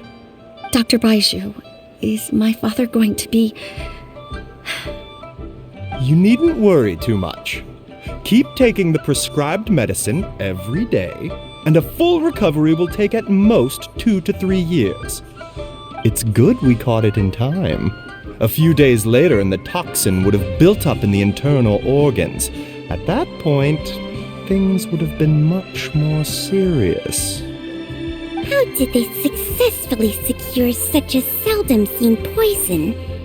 It seems the Fatui are extremely resourceful. Unfortunately for them, they were up against us. Uncle Tian will be heading off now. Remember to get plenty of rest and avoid overexerting yourself while you're recovering. Don't worry, I will. Thank you very much.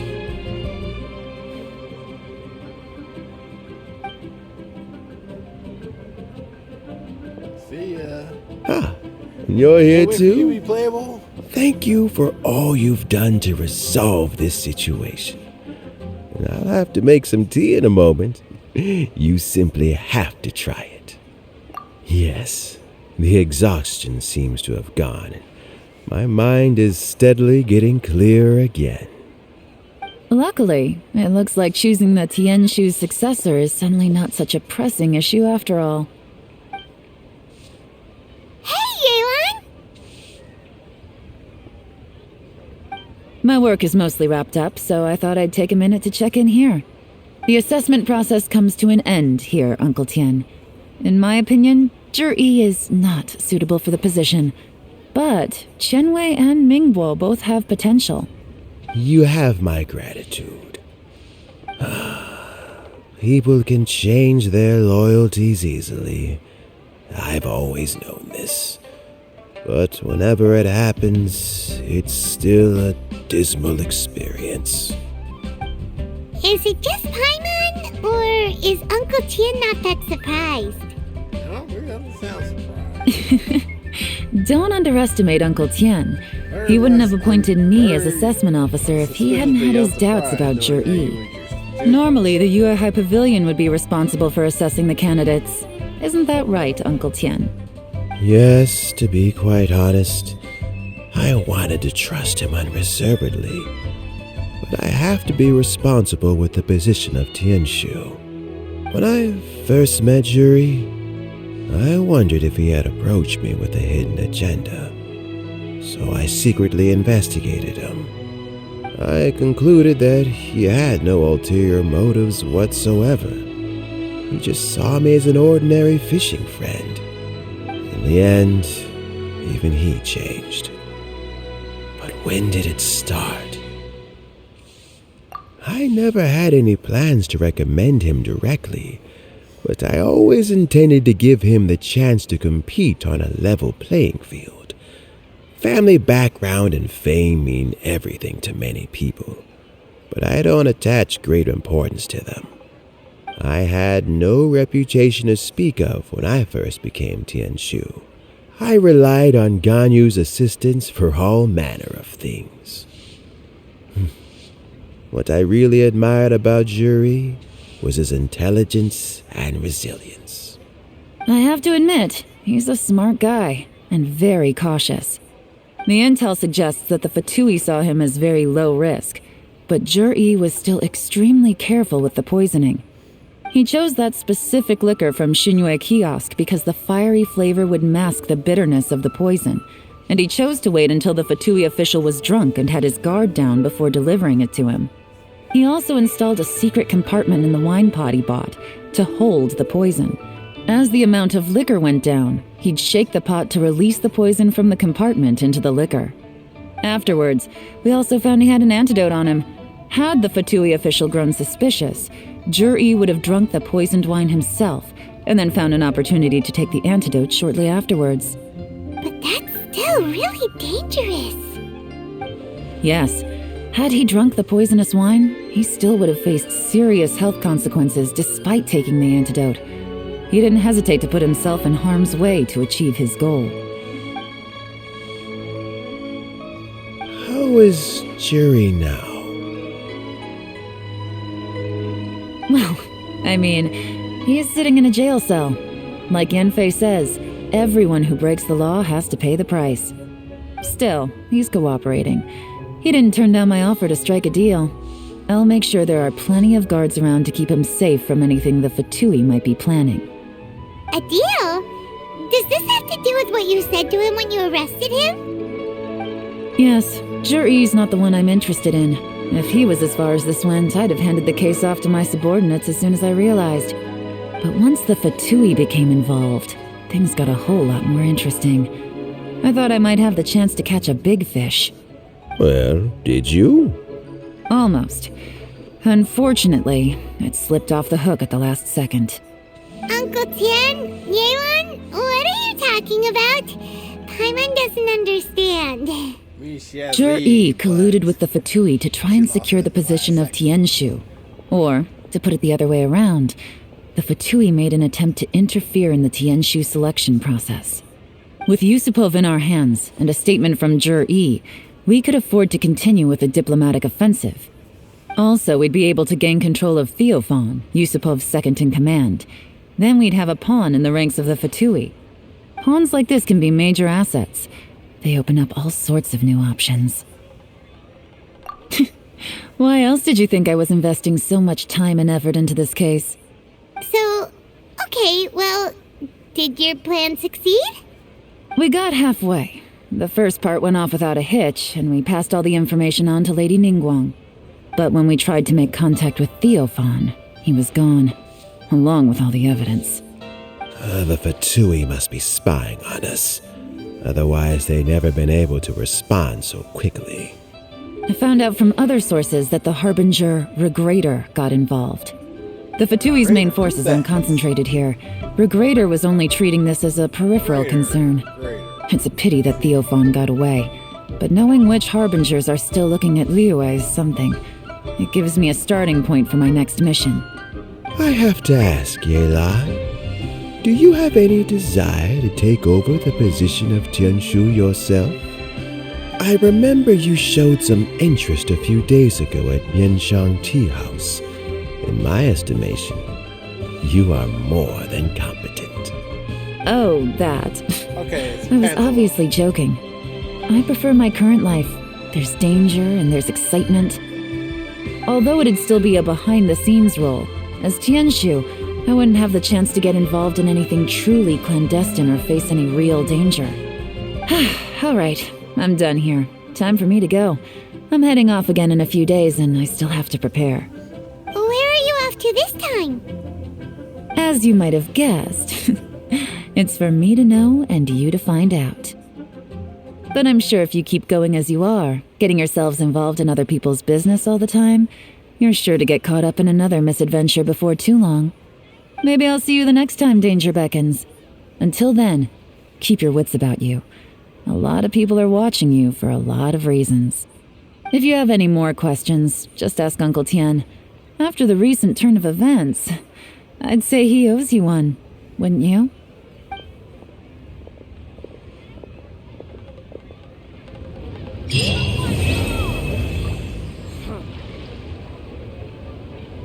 What would you like to know? Something I've said to Jury, Qinwei, and Mingguo before is that while cunning and scheming are quite crucial, even more important than this is staying true to yourself. Jury and Ambassador Yusupov each saw each other as a means to an end.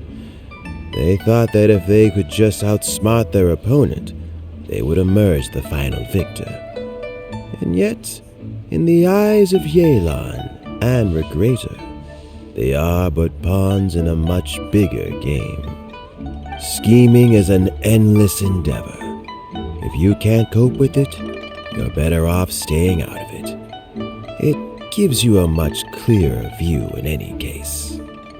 Everyone has self-interest, but you cannot let it be your master. So, don't fight over fleeting gains and losses. Rather, focus on the direction your heart is leading you, and keep moving forward. What would you like to know? I first met Yelan when she was very young. Even back then, she was extremely tough, and she kept her cards close to her chest. An old friend of mine once privately commented to me that Yelan is always smiling, but never with her eyes. She is a very dangerous person. Something of an exaggeration in my view. At least, I know she would never hurt the people she trusts. What would you like to know?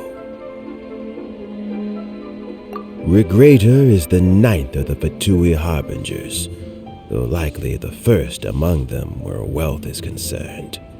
However, his wealth is not a mere question of how much more he has to his name. He has a very unique understanding of wealth, and what he's planning may very well shake the world to its core.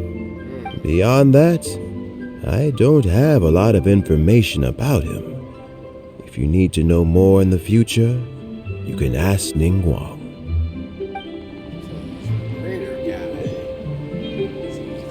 What would you like to know? As Yelan says, now that I'm on the mend, I should have another few years' worth of work in me. During this time, I plan to gradually hand over my duties while mentoring some new candidates. That reminds me. Qianwei and Mingguo are still waiting downstairs. I must go and have a chat with them shortly. What would you like to know?